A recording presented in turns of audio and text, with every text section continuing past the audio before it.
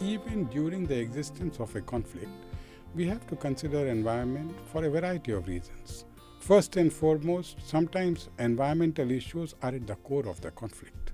Peacekeeping operations represent one of the single largest users of environmental facilities.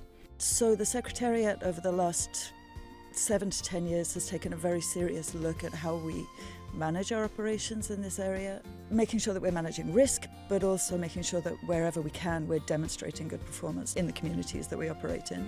We have our own water purification networks. We have to construct buildings and accommodation, both for office and for living accommodations.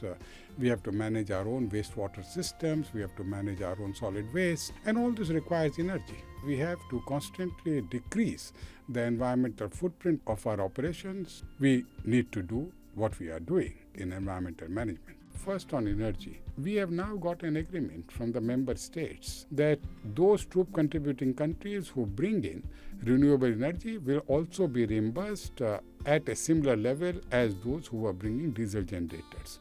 We have also got agreement that when they bring diesel generator, there should be the newer varieties which are more efficient in the sense of production of power and therefore consume less diesel. In Democratic Republic of Congo, which has a lot of hydropower, we are purchasing actually power from the electricity grid.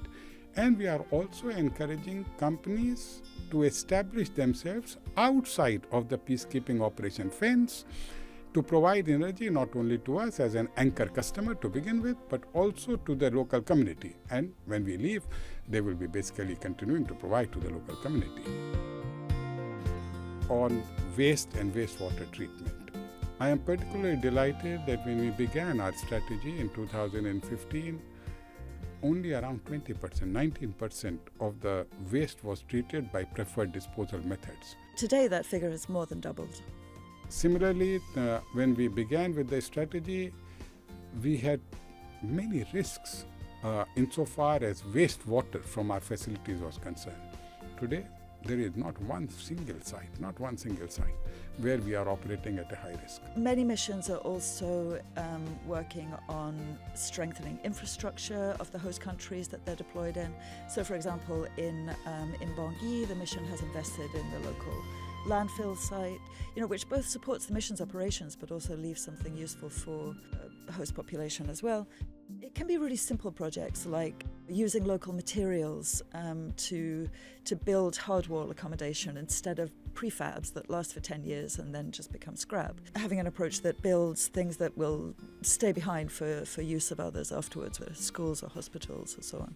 We want to leave behind a legacy, and when I speak about legacy, I'm not talking about quick impact projects or about projects which are related to economic and social development. Projects that are created by us, which are finally beneficial to the local communities. Environment is an issue that belongs to all of us. We can look at the world in two ways. One is world as an inheritance.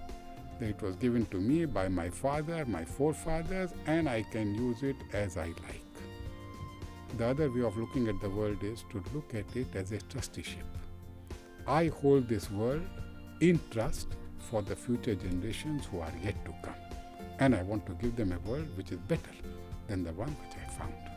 If you believe in the trusteeship concept, I am convinced that you will believe in better and more focused environmental management.